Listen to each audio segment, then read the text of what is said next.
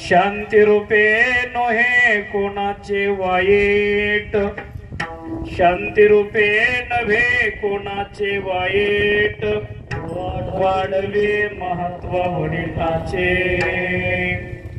उत्तमाची गती तो एक पावेल, उत्तम भोगेल जीव खाणे। तुका म्हणे हेची आश्रमाचे बळ, तुका म्हणे हेची आश्रमाचे फळ, परम बळ वैराग्याचे। उत्तमची गती पावेल, उत्तम भोगेल जीव खाणे। विठ्ठला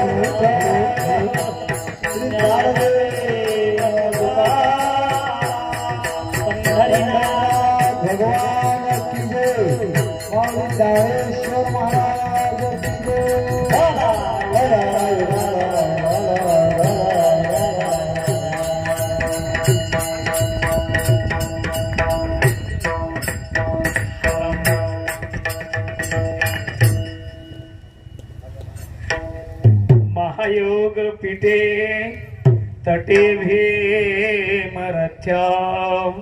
वरम पुंडरीकाय दातो मुनींद्र हे। समागती तिष्ठन्ति महानंद कंदम, प्रब्रह्मलिंगम भजे पांडुरंग।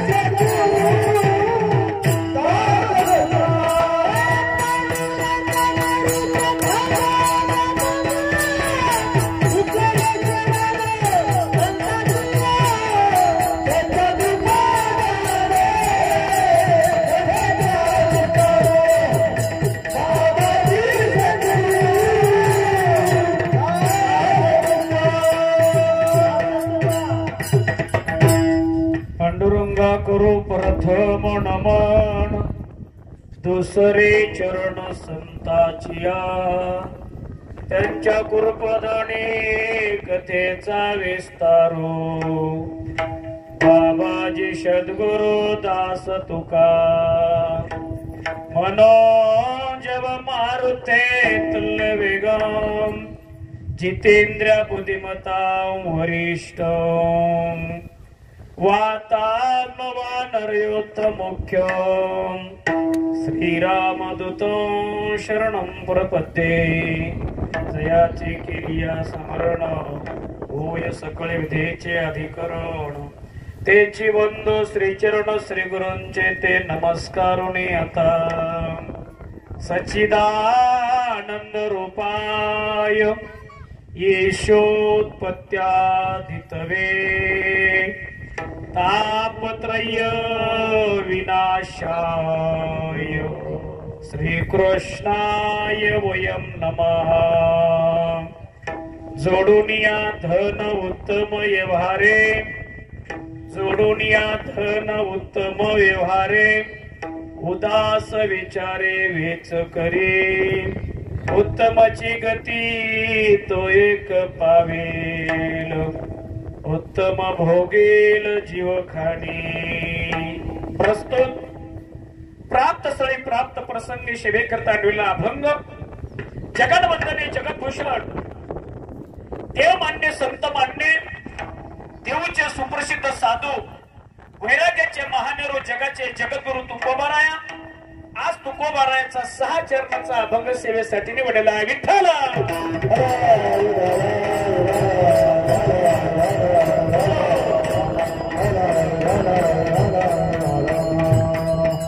अभंग जगद्गुरु तुकोबारायांचा माझ्या माय बापानो अभंगार बोलण्याची तत्पूर्वी थोडासा परिहार्थ वक्त्याचा आधी करताच्या नेमाप्रमाणे या ठिकाणी निमित्ताने आज कीर्तनाची सेवा आहे पवित्र भोलेनाथाच्या दरबारामध्ये साधू संतांच्या चरणस्पर्शाने कन पवित्र झालेली भूमी अशा भूमीमध्ये आज हरी कीर्तनाचा हा सुयोग आहे किम निमित्तानं आहे तर आज आमचे शंकर महाराज उदारामजी जाधव शंकर महाराज उदारामजी जाधव यांनी असा संकल्प केला की आपल्याला आज नगर भोजन द्यायचंय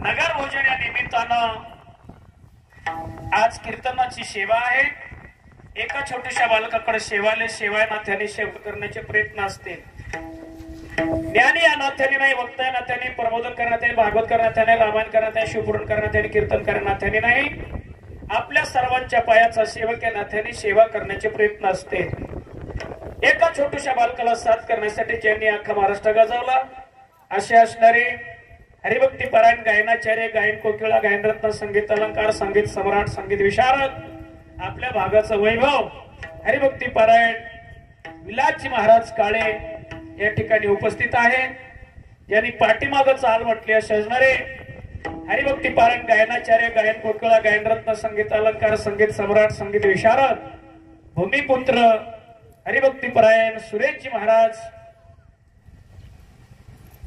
गायनाचार्य गायन कोकिळा भजन प्रेमी हरिभक्ती पारायण आमचे प्रकाशजी महाराज तसेच असणारे भूमिपुत्र हरिभक्ती पारायण गायनाचार्य आमचे चाटे महाराज तसेच असणारे काकडा प्रेमी हरिपाठ प्रेमी परमार्थ प्रेमी कणाकणामध्ये मुरलेले असे असणारे हरिभक्ती पारायण गायनाचार्य गायन कोकिळा गायन रत्न आमचे हरिभक्ती पारायण बाबारावजी महाराज कुठे अडी सुंदर ज्याच्या बोटामध्ये जादू आहे असे मृदंगाचे महामेरू मृदंगाचे गुरु तालमणी भजन सम्राट बाळू महाराज पांचाळ कसरकर हे कुठलंच कसर सोडणार नाही तो अजिन्यामध्ये बरं का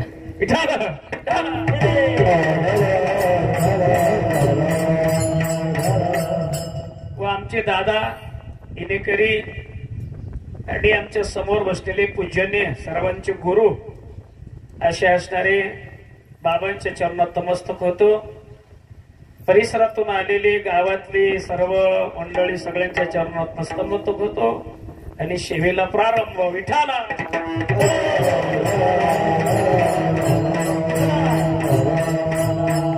आता बरेच आले बर का आता थोडे गर्दी नाही पण गर्दी आहे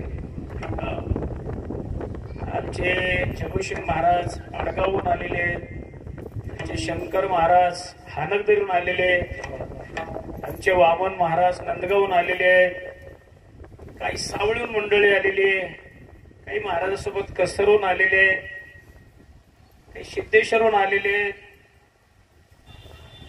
आता सगळेच तांडा आणि गाव हे तर माझ्या प्रेमाचंच आहे. प्रेमाच्या पोटी सर्वजण या ठिकाणी आलेले. ते लांब बसले, त्यांचं काही कळालं नाही मला नेमकं काय भानगड.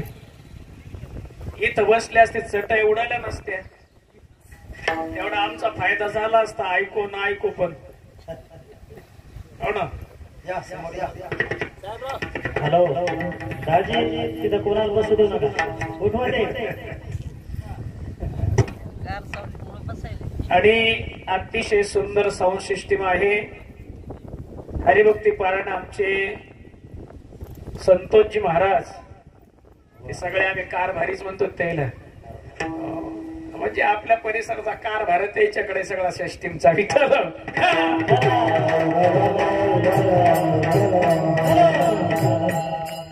आणि समोर चॅनल आहे, काय नाव बाबा चॅनलचं?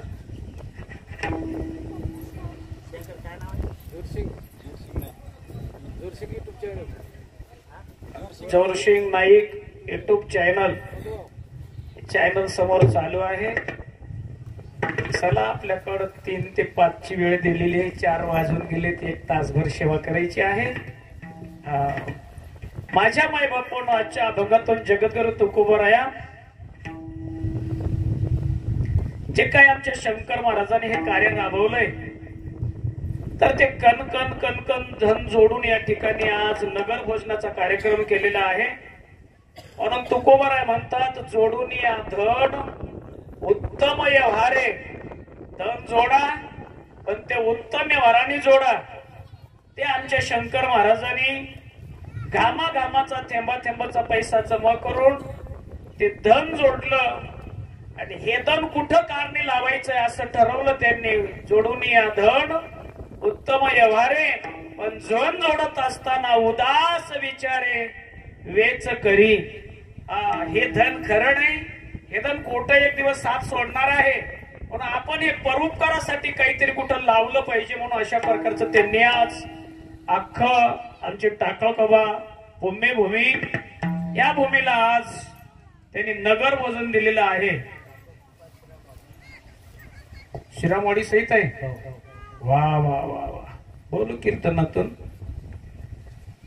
उत्तमाची गती तो एक पावेल, उत्तम भोगील जीवखाणी. पण कोण भोगील उत्तम खाणी? कोण भोगील? महाराजांना सरळ सांगितलंय, परोपकार परनिंदा. परोपकार नेणे परनिंदा. परस्त्री सदा बहिणी माया. तो दुसऱ्यावर उपकार करतो, लोकांची कदाच निंदा करत नाही. आणि परस्त्रीला माय आणि बहीण जाणतो, तो मात्र उत्तम गतीला पावतो, असं तुकोबरायांचं म्हणणं आहे. एवढ्यावरच नाही, भूत दया गायी पशूचे पालन. प्रत्येक भूताच्या ठिकाणी दया असली पाहिजे आणि गायीचं पालन असलं पाहिजे. ते मात्र आज या नगर भोजनातून ते घडून येणार आहे. म्हणून भूत दया गायी पशूचे पालन, तानेल्या जीवन वडामाशी. शांती रूपे नाही कोणाचे वाईट, वाढवी महत्व वडिलाचे. हे ग्रस्त आश्रमाचं फळ आहे. माझ्या तुका म्हणे, हेची ग्रस्त आश्रमाचे फळ परमपद बळ वैराग्याचे, असं तुकोबराच्या अभंगातून सरळ सरळ बोलतात. आपलं कीर्तन झालं. विठाला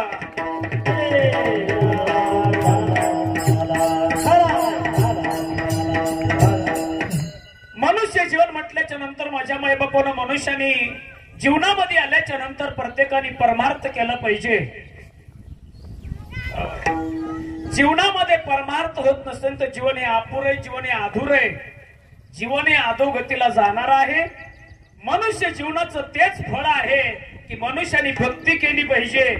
भक्ती नाही केली तर जीवन हे अधोगतीला जाणार आहे. हा जो देह आम्हाला मिळाला हा सहजासहजी मिळालेला नाही.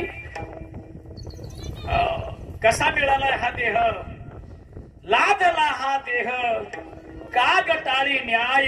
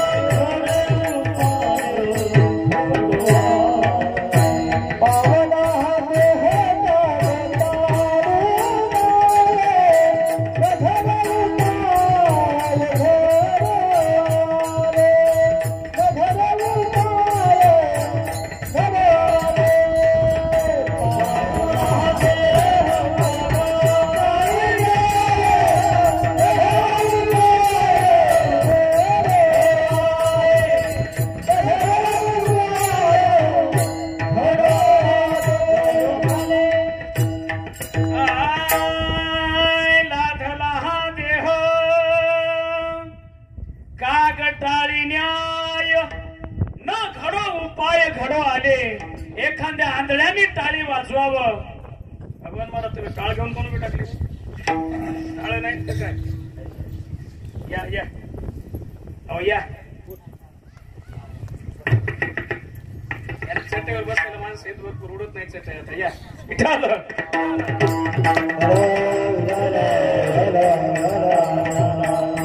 लादला हा देह कागटाळी न्याय न घडो उपाय घडो आले. मनुष्याचा देह मिळू नये पण मिळाला. कसा मिळाला? एखाद्या आंधळ्याने टाळी वाजवावा आणि हातात कावळा सापडावा. आंधळ्याला कावळा पकडणे योग्य आहे गो? बरोबर आहे का? आंधळ्याला कावळा सापडेन का? डोळस माणसाला सुद्धा कावळा सापडत. कावळ्यासारखा प्राणी दादा एकही हुशार नाही. एकनाथ दादा एकही प्राणी हुशार नाही कावळ्यासारखा. डोळ्यात एकच बुबुळ आहे पण एका बुबुळानं त्याला दोन्हीकडे दिसतंय. इतका हुशार प्राणी तो डोळस माणसाला सुद्धा सापडत नाही. पण अचानक आंधळ्याने टाळी वाजवून कावळा हातात सापडावा. लादला हा देह कागटाळी न्याय न घडो उपाय घडो आले. त्या आंधळ्याने टाळी वाजवावा आणि कावळा हातात सापडावा तसा हा देह सापडला.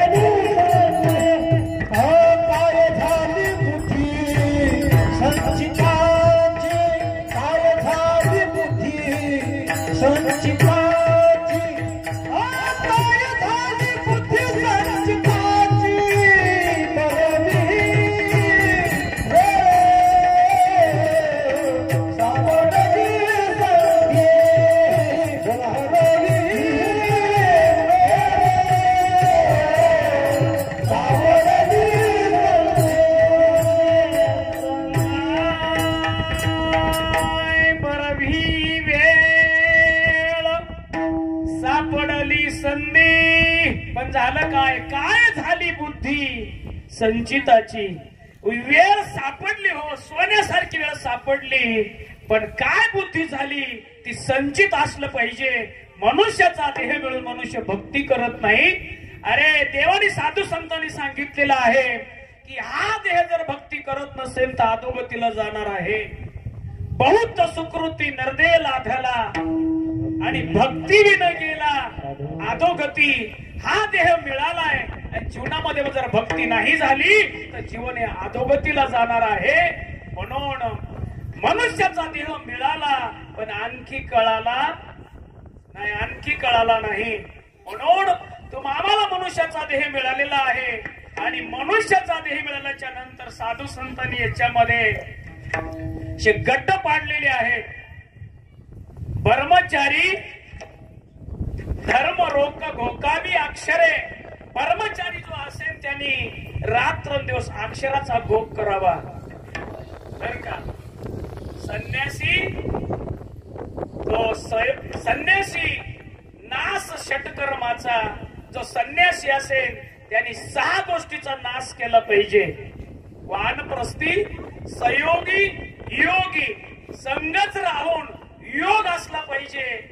आणि तुम्हाला ग्रस्त आश्रम मिळालेला आहे आणि ग्रस्त आश्रम मिळाल्याच्या नंतर हा ग्रस्त आश्रम वाढवायचा असेल तर हे कोणाच्या मुंड्या मोडून, कोणाला फसवून, कोणाला धोक्यात टाकून असा ग्रस्त आश्रम मोठा करायचा नाही. म्हणून महाराज म्हणले जीवनात धन जोडा, नक्की जोडा, धन जोडलंच पाहिजे. का?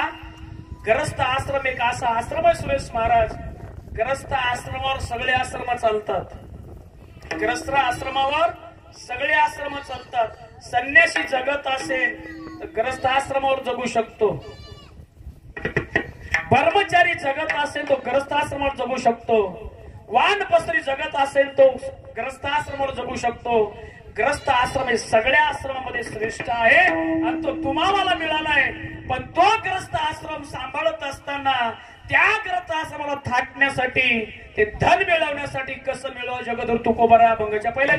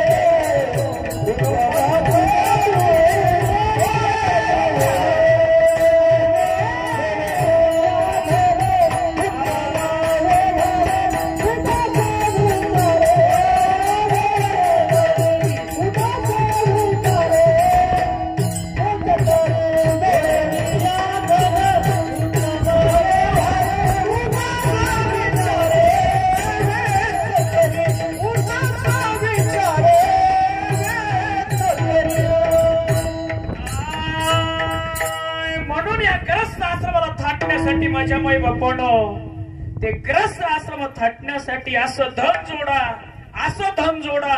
ते धन जोडत असताना उत्तम व्यवहारांनी धन जोडा. आपलं धन जोडत असताना, धन कमवत असताना कोणाच्याच काळजाला, कोणाच्या भावनेला धक्का लागू नाही. कोणाच्या मुंड्या मोडून, कोणाची भावना दुखून जर धन जोडत असेल तर त्या धनाला काही किंमत नाही. आणि हे जोडणं कशासाठी चालतं माणसाचं? जीवनामध्ये धन जोडलं म्हणजे जीवनात सुख मिळेल. पण सुख मिळते का माझ्या माय बापानो?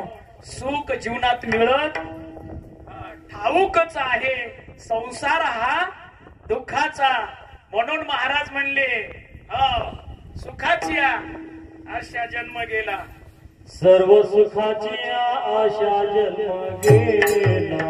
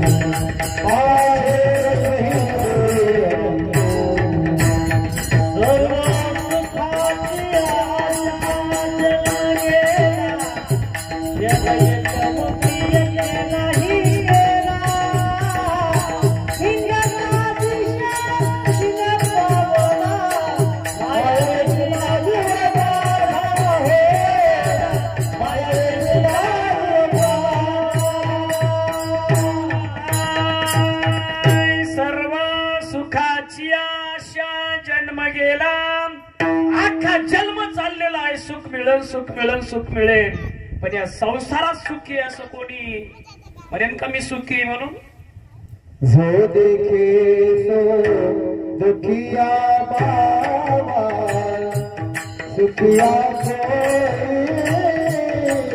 नहीं रे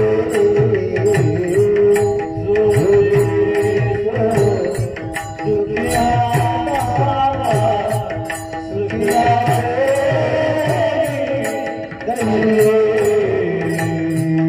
राजा दुखिया प्रजा दुखिया राजा दुखिया प्रजा दुखिया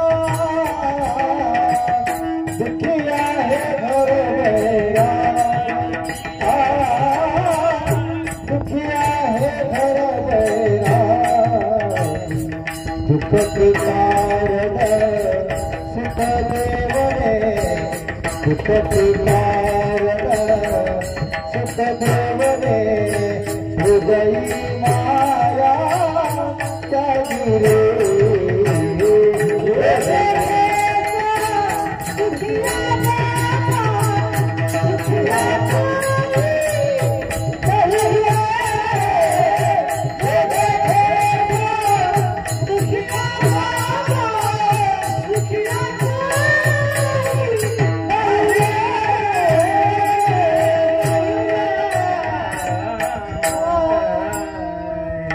टाळी वाजवायच्यासाठी महाराजांसाठी जो देखे सो दुखिया बाबा सुखिया कोई नहीं रे जोगी दुखिया जंगम दुखिया दुखिया बन बैरागी रे जे पाहिलं ते दुःखी आहे जे पाहिलं ज्याच्याकडे जे पाहिलं ते दुःखी आहे माझ्या माय बापण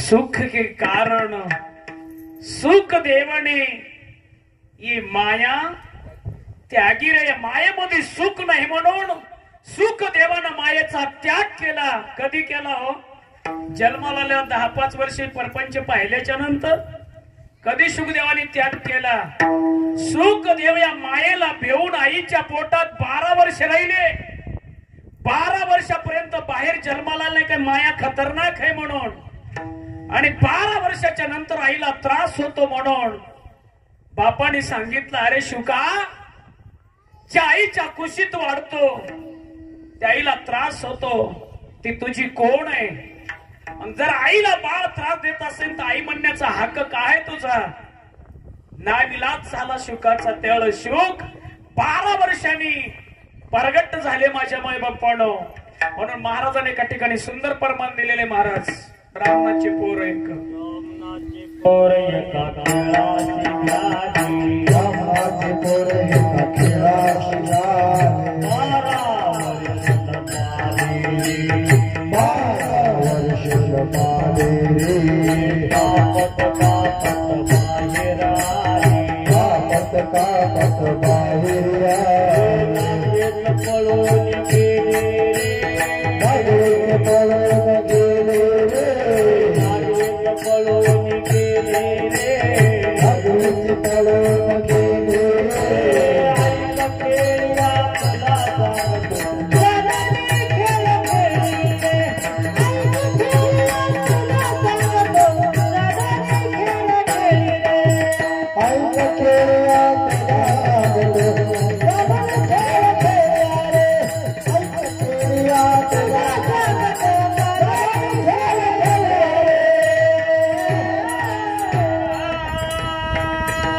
ब्राह्मणाची पोर एक खेळासी भ्याले ते 12 वर्षे लपाले रे ते कापत कापत बाहेर आले ते नागवेची पळून गेले रे ऐक खेळिया तुला सांगतो जाणून खेळ हे आमच्या शुकाला कळालं की हे दिसतच सगळं दुःखाचं डोंगर आहे याच्यामध्ये थांबणं योग्य नाही म्हणून सर्वस्वाचा त्याग केला शुक जंगलात निघून गेले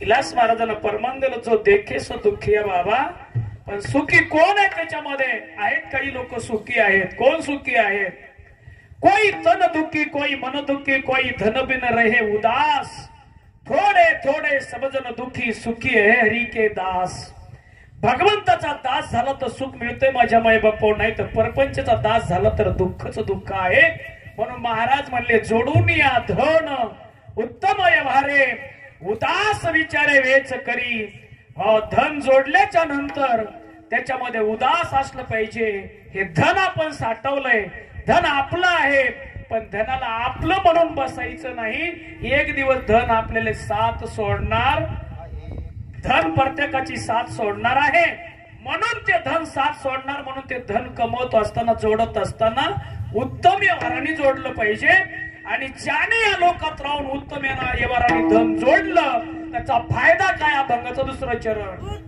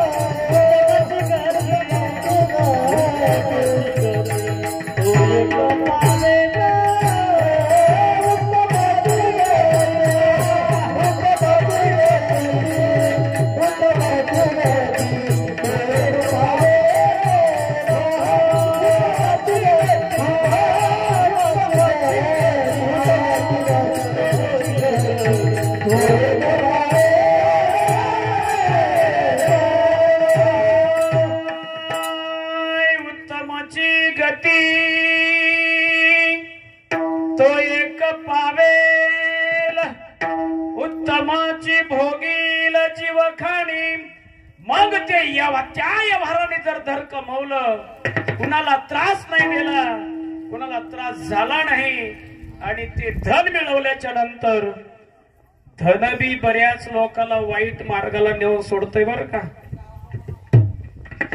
लोक वाईट काम करतात वाईट धंदे करतात धनच करायला लावतोय ज्याच्याकडे नाही त्याच अजिबात वळवळपणा नसतो माणसाला वळवळपणा कोणावर दादागिरी करणं वाम मार्गाला पैसा जाणं, पैसा आल्यावरच ह्या गोष्टी सुचत असतात.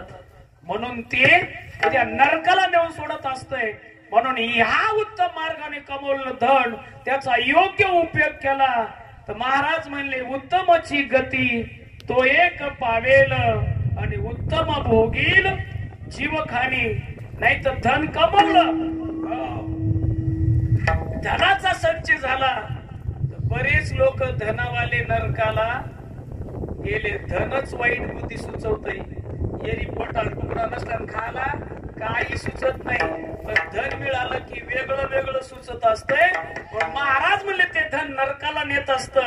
म्हणून ते धन जर सुयोगी पाडलं तर उत्तमाची गती तो एक पावेल आणि उत्तम भोगील जीवखानी. अरे उत्तम गतीला जाईल आणि उत्तम जीवखानीमध्ये भोग भोगेन. पण कधी तर महाराज म्हणले जर असा वागला तर कसा वागला तर अभंगाचं तिसरं चरण.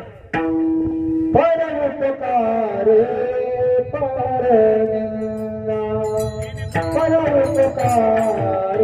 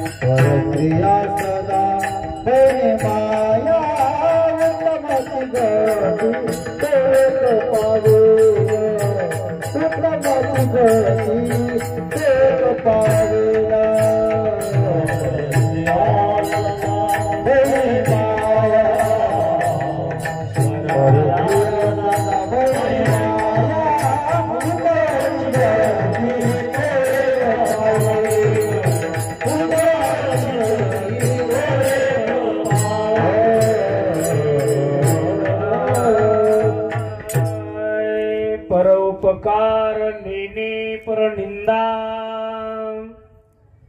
परस्त्री सदा बहिणी माया. जीवनामध्ये परोपकार असला पाहिजे. परोपकार हेची पुण्य, परपीडा त्याची पाप. दुसऱ्यावर पीडा घालणे याच्या एवढं जगात पाप नाही. दुसऱ्याचं वाईट विच्छिने, दुसऱ्याची लुस्कान हो, दुसरा खड्ड्यात जावो अशी कुणाची भावना असेल आणि तसा वागत असेल तर माझ्या माई बापण हो त्याला पत्तनाला जावं लागतंय, पत्तनाला. म्हणून परोपकार नेने परनिंदा. दुसऱ्यावर झालं तर उपकार करा, झालं तर करा. तुमच्याकडे नसेल तर नका करू. पण हल्ल्याच्या काळामध्ये उपकार नावाची चीज राहिली आणि कोण केली तरी समोरच्याला उपकार त्याचा मानल्या जात नाही. आता अपकाराने फेड आहे, उपकाराची फेड उपकारानं राहिली नाही. बऱ्याच ठिकाणी काही लोकांच्या अडी अडचणीत पोरीचं लग्न आहे, धकवा असं काही केलं ना तो कधी दिले म्हणायला तयार झाला. या झाली या काळामध्ये झालंय महाराज विठ्ठल.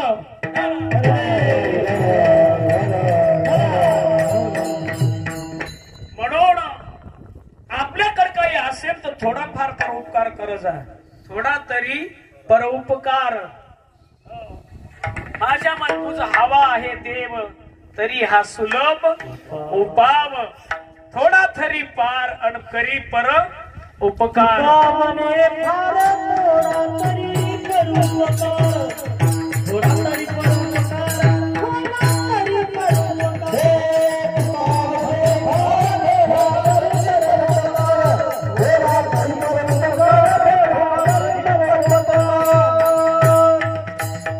आपल्याकडे असेल तर गोरगरिबाकडे बघणं हे आधी कर्तव्य आहे. थोडा तरी परोपकार असला पाहिजे.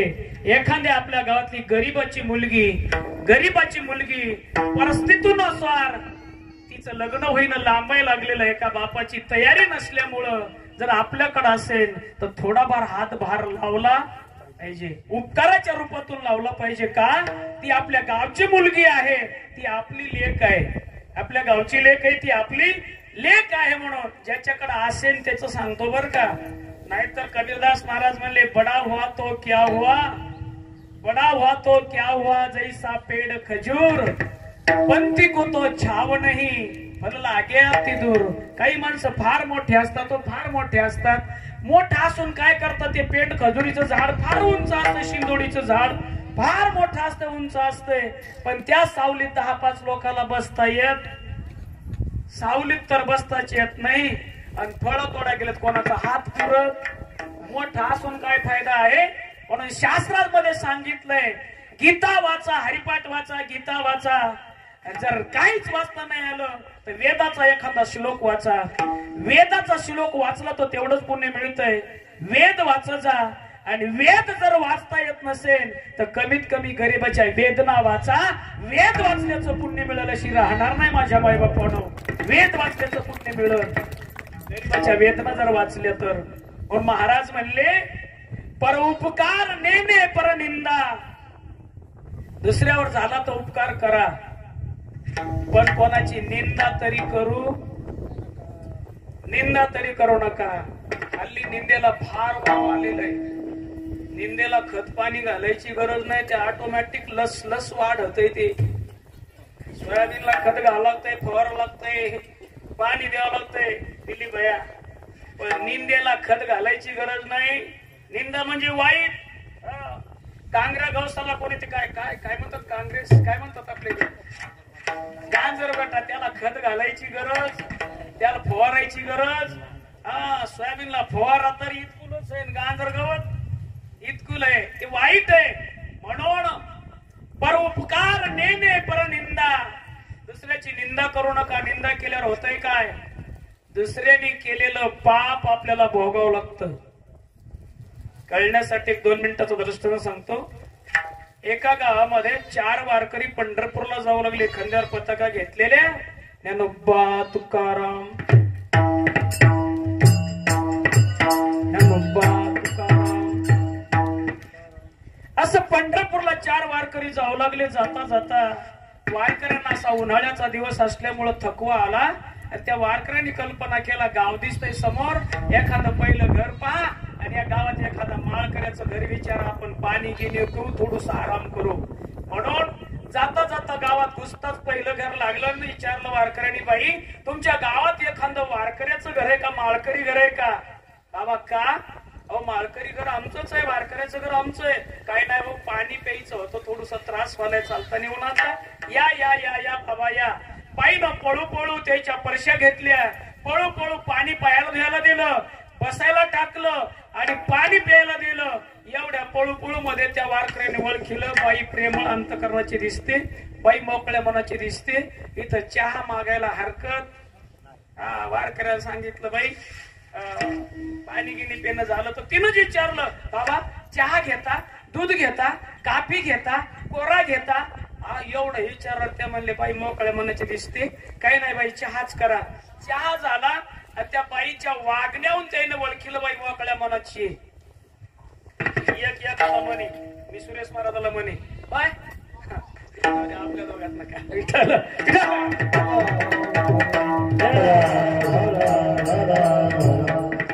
तो एकाला दाटून म्हणे, होय तू म्हण लागला का भूक लागली म्हणून? ते म्हणलंच नव्हतं, म्हणाल म्हणे तू म्हणला की वाटतं भूक लागली म्हणून.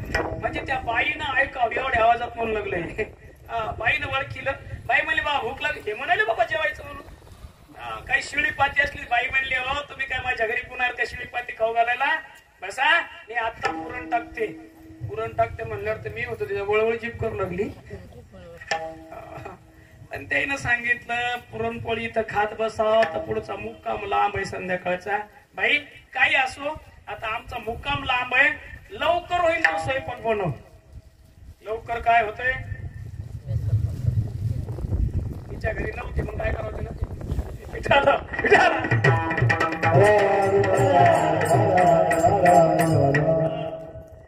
लगेच बेसन भाकर बनवली तिनं.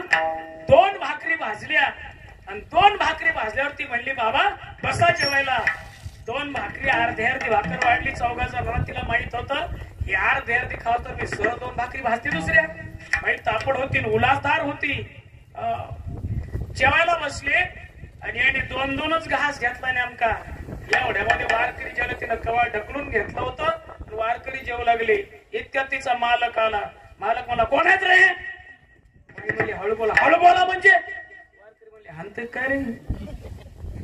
काय करणे रे? जेवायलेत ना. काय जेवायलेत? हळू बोला ना. जेवायलेत ना ते. जेवायलेत म्हणजे काय केलं खायला? आता हिला वाटलं काही पुरणपोळ्या केल्या म्हणून मारतय का भांडतय. वारकरी म्हणे आपल्याला हानतय का काय? एवढ्यामध्ये विचारलं काय केलंय? काय नाही हो बेशन. या घडी का रोज येणार आहेत का? बाई म्हणली जमलं. पुरणपोळ्या काऊन नाही केल्या? म्हणली अहो त्यांना गडबड होती. मी पुरणच घालणार होते पण त्यांना गडबड होती. कशा समजावायले? बेशन. हो महाराज थांबा.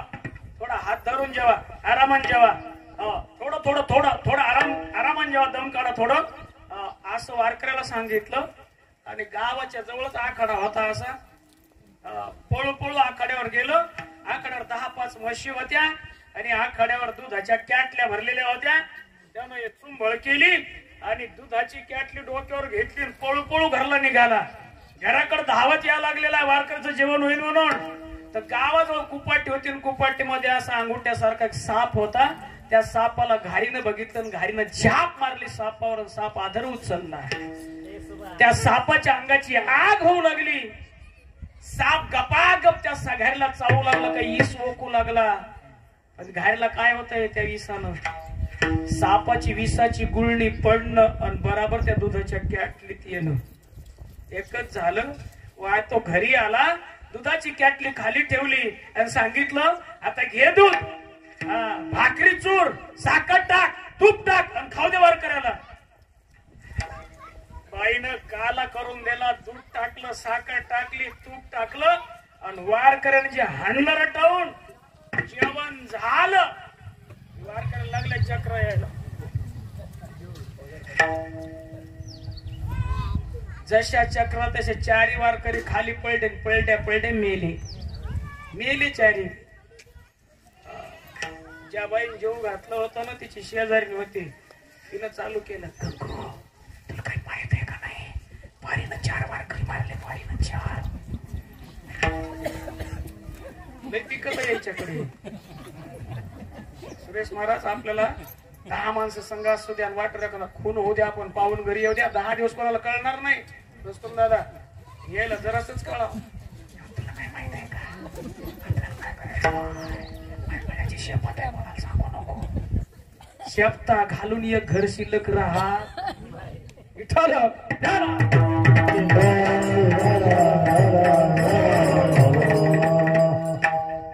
झाली कुजबूज चालू. 4 वारकरी मेलेत.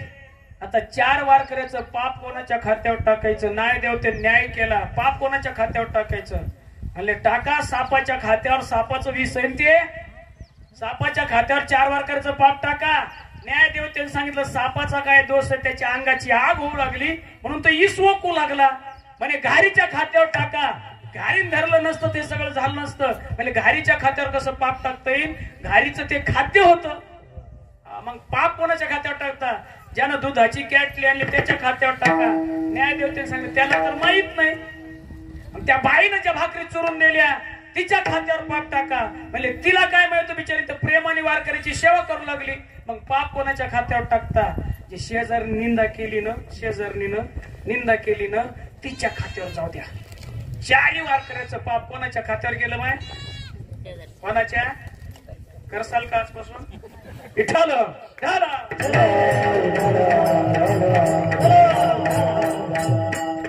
म्हणून महाराज म्हणले पर उपकार नेने पर निंदा. जर दुसऱ्यावर उपकार असेल, दुसऱ्याची निंदा नसेल, एवढ्यावर नाही भागलो. म्हणले परस्त्री सदा पहिनी माया. जर हे अशा जीवनात वागला असेल तर त्याला तो उत्तमची गती एक पावेल उत्तम भोगील जीवखानी. म्हणून जर इकडे नियमाने वागला, इकडे काही झालं हे जर नाही कळालं तरी खड्ड्यात नेऊन सोडणार आहे ते म्हणून महाराज म्हणले अरे याच्यासाठी काय केलं पाहिजे अभंगाचं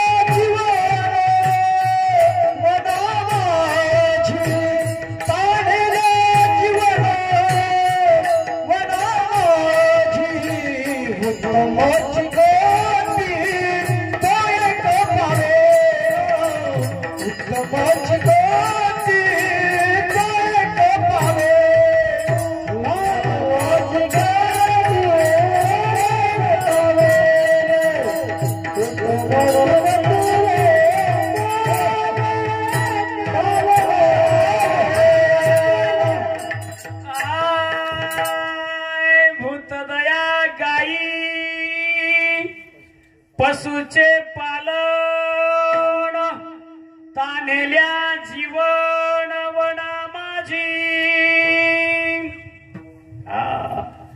जर त्या गतीला पोहोचायचं असेल तर भूती दया असली पाहिजे.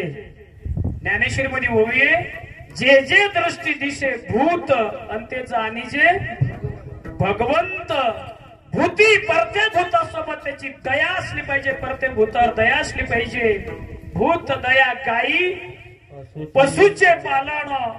आमच्या शंकरराव कुणाच भूतावर दया आहेच. प्रत्येक जीवावर दया आहे. आज गाईला चारा असेलच आहे ना. भूत दया गाई पशुचे पालन. आज गाईसाठी चारा असणार आहे. एकच करा केला असं तर बऱ्याच वेळेस केलेला आहे. ह्या 10-5 झाडावर 2-3 असे मडके बांधलेत का नाही ना. तर आपल्या गावाच्या आजूबाजूला 2-4 झाडावर तरी ते मडके असले पाहिजे.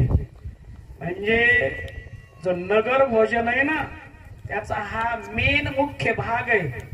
त्या चिमण्या सुद्धा पाणी प्यायला पाहिजे. अभंगाचं म्हणणं तेच आहे. शास्त्र शोधून बघा.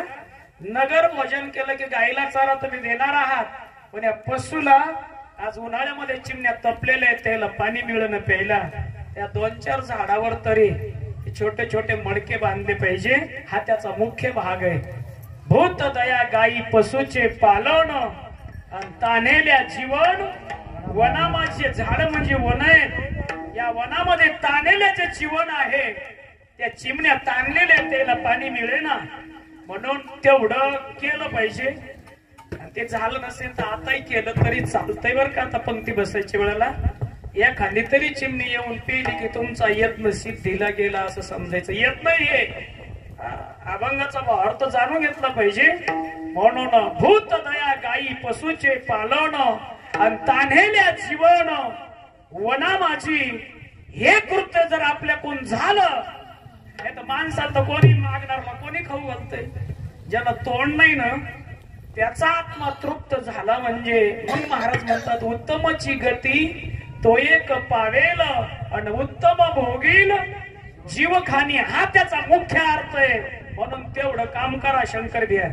आता म्हणजे याच्या पूर्वी नगर भंडार कीर्तन झाले असतील त्याच्यात तुम्ही नसतान किंवा महाराजांना सांगितलं नसेल असं काही असेल. आता हा अभंग घेतला नसेल त्याचं काय असतंय. प्रत्येकाचं चिंतन प्रत्येकाचा अभ्यास प्रत्येकाची भूमिका वेगळं वेगळं असतं. म्हणून 2-4 झाडावर तरी बांधा. आपला यत्न सिद्धीला गेला असं समजा. विठ्ठल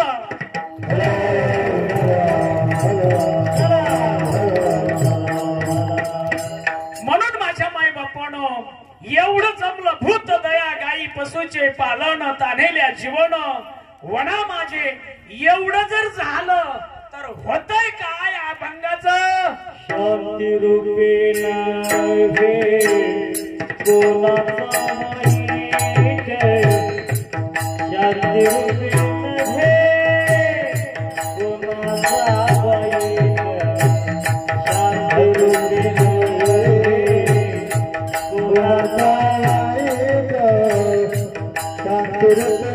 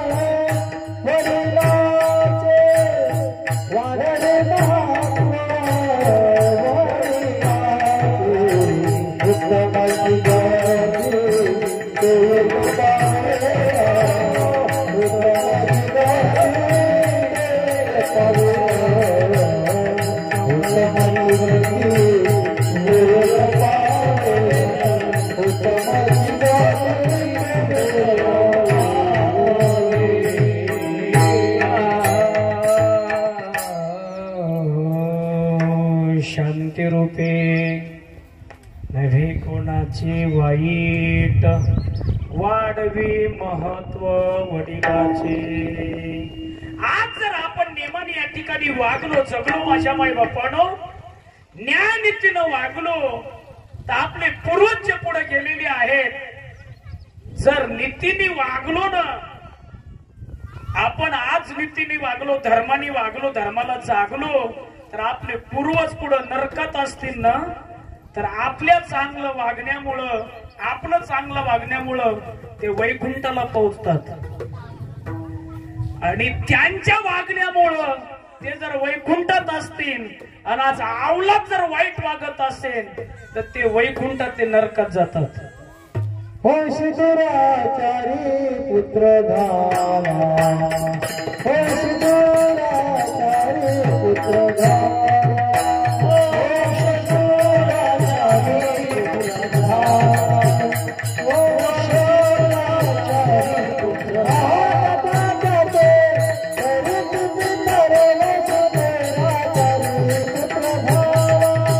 करित पितर शिदुराचारी पुत्र धामा,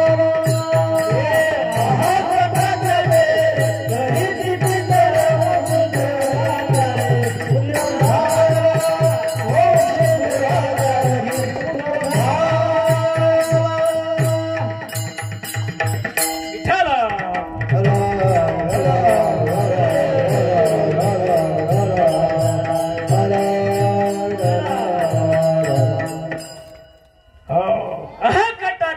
करीती पितर वंशी दुराचार पुत्र झाला कोणाचा. एक एक दृष्टांत सांगतो, शेवेला पूर्ण इराम देतो. महाराज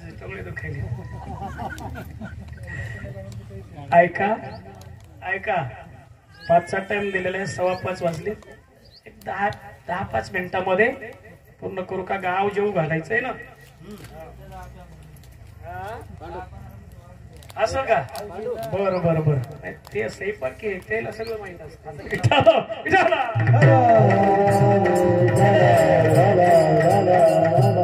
आमच्या भागाचे मुख्याचार्य ते सगळ्याला, सगळ्यांच्या तोंडात महाप्रसाद देतात, ते त्यांचा अधिकार मोठा आहे. ऐका,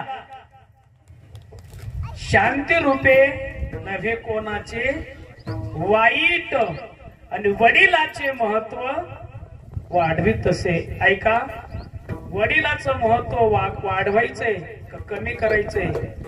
जे स्वर्गात मोक्षाला आहेत किंवा वैकुंठाला आहेत त्याला नरकात टाकायचं का नरकातले मोक्षाला नेऊन सोडायचे? एक दृष्टांत सांगतो.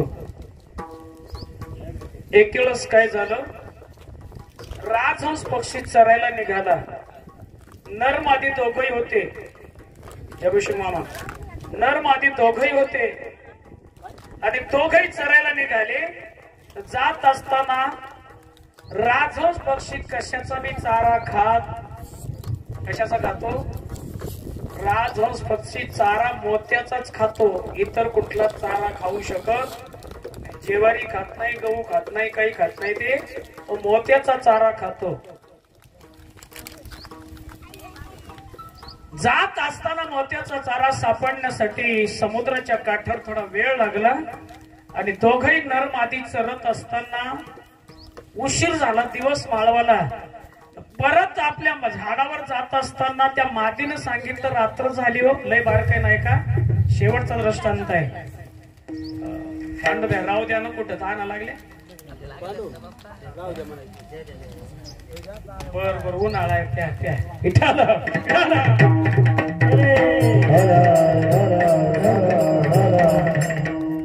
ऐका दृष्टांत, लक्ष देऊन ऐका.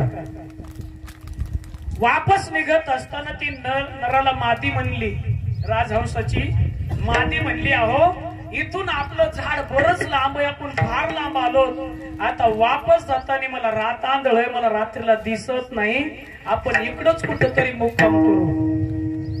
राजहंस म्हणला, जायला काय वेळ आहे आपल्या झाडावर जायला?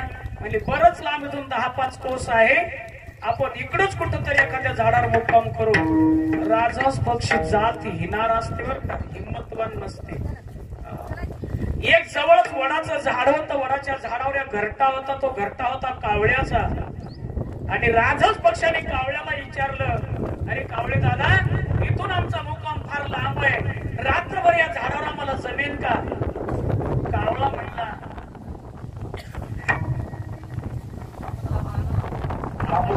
आपल्या जवळचे बांबू धरा, बांबूच्या जवळ बसा, म्हणजे सोपं जाईल. ऐका, घाबरू नका, माया उठू नका, बसा. शेवटचा दृष्टांत, बसा बसा, काही होणार नाही. इथं शिवशंकर शंभू सांभाळणार आहेत म्हटली.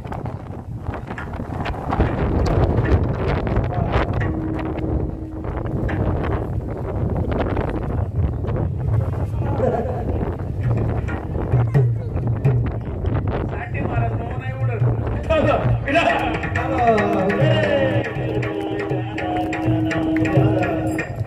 ऐका, त्या झाडावर ते दोघंही थांबले आणि एका फांटर बसले. कावळ्याने सांगितलं, तुम्ही काही दुसरे का हो? तुमची आमची जात आहे, म्हणजे पक्षाची जात एकच, असं येण्यासारखं का करता? या आपल्या घरात या. कावळ्यानं राजहंस पक्षी आणि दोघंही नरमादीला आपल्या घरात घेतलं, त्या घरट्यात घेतलं, रात्रभर गप्पा केल्या आणि सकाळच्याला राजहंस पक्षाला आनंद वाटला. रात्रभर यांनी आपल्या जागा रात्रभर जागा दिली. त्याचा सकाळी धन्यवाद म्हणायला काय अडचण नाही. धन्यवाद महाराज, रात्रभर जागा दिली, येतो आम्ही. यांनी सांगितलं, या, काही हरकत नाही. निघत असताना राजहंस निघाला आणि राजहंस पक्षी सोबत उडत असताना कावळ्यानं अडवलं, थांबा म्हणे, काही न्याय नीती, काही धर्म, काही माहित आहे का नाही? काही नियम माहित आहे का नाही? म्हणजे काय झालं? आमच्या इकडचा नियम आहे, आमच्या घरी रात्रभर मुक्कामाला राहिले, नरमादी असेल तर पुरुष जाऊ शकतो, स्त्री जाऊ शकत नाही. जी रात्रभर आमच्या घरी मुक्कामाला स्त्री राहिली ती आमची पत्नी होऊन राहत असते. राजहंस म्हणला, कुठलं मोहाच्यासाठी येऊन घेतलं का? या कोणचा न्याय? ते म्हणे, आमच्याकडचा न्यायच आहे, ती राजहंस पत्नी माझी आहे. राजहंस म्हणतो पत्नी माझी आहे, कावळा म्हणतो माझी आहे. दोघांचं झालं भांडण. आपलं भांडण कुठं जात असते? आपण चटकन नको बनणार. भांडण कुठं जात आहे? कोर्टात. दोघांचं भांडण कोर्टात गेलं आणि कोर्टात गेल्यावर दोघांनी केस लिहून दिल्या. चेस कावळा केस लिहून देत असताना चेस म्हणला, अरे कावळ्या, हे काही शोभत आहे का? तुझा रंग काय, तुझा कलर काय, राजहंशीन काय? त्या म्हणला, साहेब आपल्या ड्युटी करायची नाही का? आम्ही केस आणली, केस घेणं हे तुमचं काम आहे. घेतली केस, झाली केस चालू. कावळ्याला लगा लावला, साहेब कसंही करा, काही करा, त्या लकालून काय घ्यायचं ते घ्या, निकाल द्या. नसतात बरं का. न्याय असतो तो खरा असतो, निकाल असतो तो देवला खालून असतं. शेजारनं विचारलं कावळ्या काय देशील तू? साहेब मला एक सांगा, तुमचे मायबाप जिवंत आहेत का मेले? जेज म्हणला मेले. किती वर्ष झाली? म्हणले 50 वर्ष. साहेब मला एक अशी दृष्टी आहे, तुमचे मायबाप 50 वर्ष झाली मेले, ते स्वर्गात काय करायले मला माणसाचं पाप पुण्य दिसतंय. तुमचे मायबाप स्वर्गात काय करायले ते तुम्हाला मी आज दाखवतो, जर तुम्ही निकाल दिला तर. न्याय नाही, न्याय निकाल कळाला ना. न्याय असतो ते वेगळा असतो, निकाल वेगळा असतो.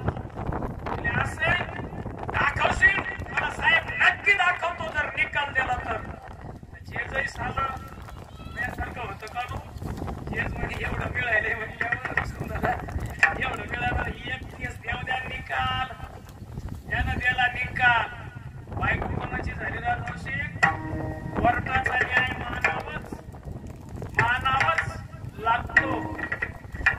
तो राजहंस म्हणे देवा काय न्याय करे, न्याय नव्हताच नाही. राजहंसला नाही पुराणात गेला निघून आणि जेच म्हणला कावळ्या दाखव माय बाप.